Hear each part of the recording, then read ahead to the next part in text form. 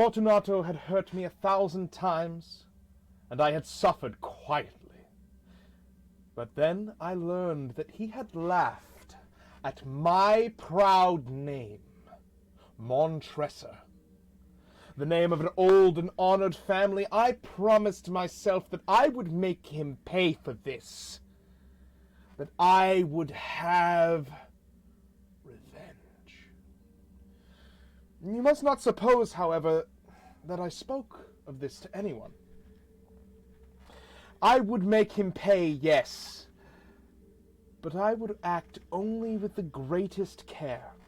I must not suffer as a result of taking my revenge. A wrong is not made right in that manner.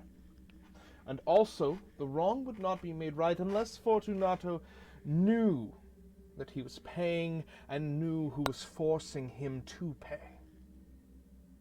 I gave Fortunato no cause to doubt me.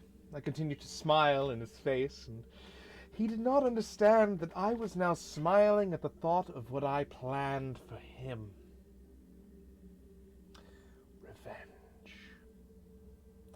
At the thought of that vengeance, Fortunato was a strong man, a man to be feared, but he had one great weakness. He liked to drink good wine, and indeed he drank much of it. Hello, it's a pleasure to see you as well, my sweet mortal chum. So he knew a lot about fine wines and proudly believed that he was trained judge of them. I too knew old wines well, and I thought I could best him. So I bought the best I could find, and wine, I thought, wine could give me my revenge. It was almost dark. One evening in the spring, when I met Fortunato in the street alone, he spoke to me more warmly than was usual, for already he had drunk more wine than was good for him. I acted pleased to see him, and I shook his hand, as if he had been my closest friend. Fortunato, how are you? Montresor, good evening, my friend. My dear Fortunato, I am indeed glad I have met you. I was just thinking of you, for I have been tasting my new wine.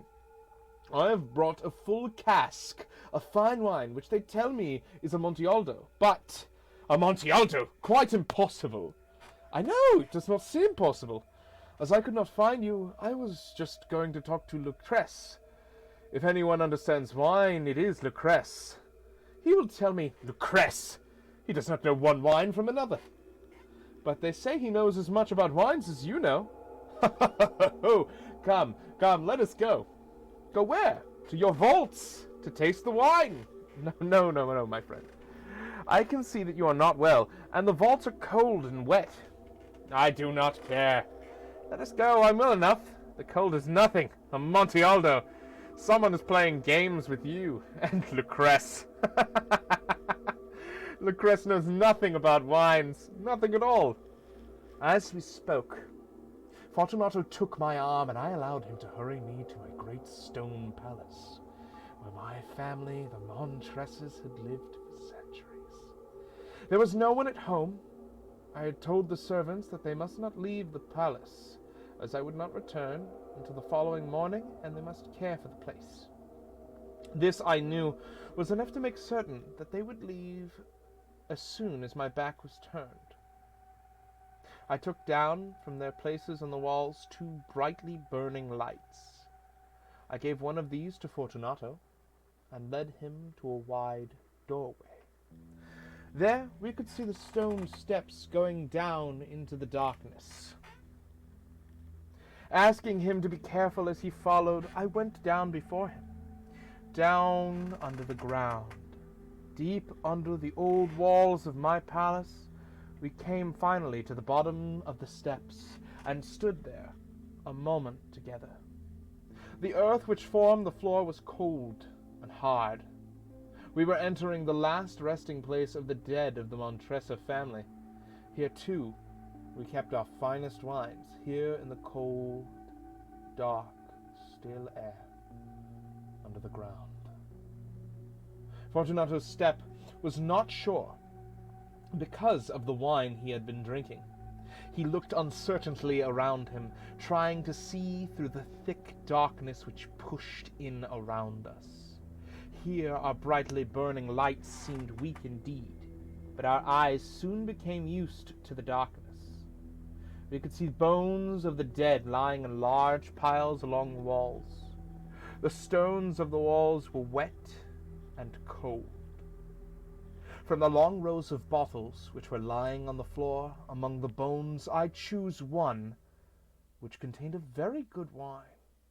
Since I did not have anything to open the bottle with, I struck the stone wall with it and broke it off the small end. I offered the bottle to Fortunato. "Here, Fortunato, drink some of this fine Medoc. It will help to keep us warm. Drink." "Thank you, my friend. I drink to the dead who lie sleeping all around us." "And I, Fortunato, I drink to your long life."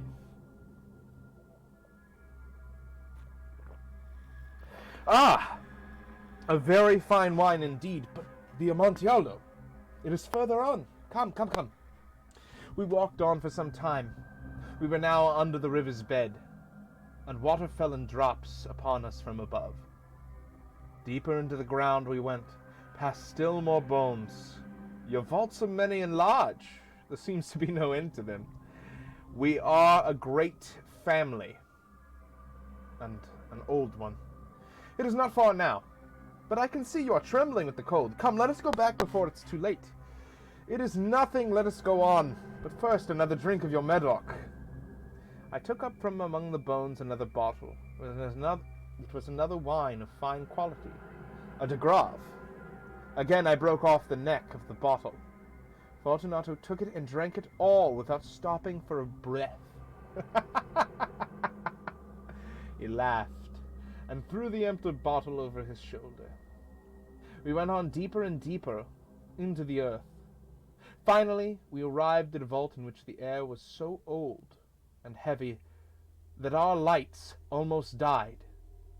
Against 3 of the walls there were piles of bones higher than our heads. From the 4th wall someone had pulled down all the bones, and they were spread all among us on the ground. In the middle of the wall was an opening in another vault, if I can call it that. A little room about 3 feet wide, 6 or 7 feet high, and perhaps 4 feet deep.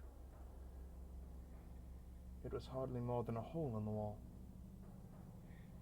"Go on," I said. "Go in. The Amontillado is in there." Fortunato continued to go forward uncertainly. I followed him immediately. Soon, of course, he reached the back wall. He stood there a moment, facing the wall, surprised and wondering. In that wall were 2 heavy iron rings. A short chain was hanging from one of these, and a lock from the other. Before Fortunato could guess what was happening, I closed the lock, and I chained him tightly to the wall. I stepped back.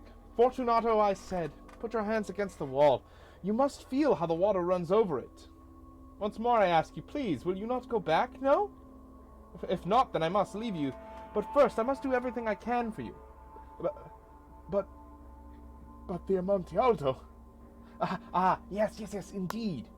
The Amontillado." As I spoke these words, I began to search among the bones. Throwing them to one side, I found the stones which earlier I had taken down from the wall. Quickly, I began to build the wall again, covering the hole where Fortunato stood trembling. Montressa, what are you doing?" I continued working. I could hear him pulling at the chains, shaking wildly. Only a few stones remained to put in their place. "Montressa, this is a very good joke indeed. Many times will we laugh about it. As we drink wine together, yes." "Of course, as we drink the Amontillado. But is it not late? Should we not be going back? They will be expecting us. Let us go. Yes, let us go." As I said this, I lifted the last stone from the ground. "Montressa, for the love of God!" Yes, for the love of God. I heard no answer. Fortunato! I cried. Fortunato! I heard only a low sound, soft, a half cry of fear. My heart grew sick. It must have been the cold. I hurried to force the last stone into its position, and I put the old bones again in a pile against the wall. For half a century, now no human hand has touched them. May he rest in peace. And that, my friends,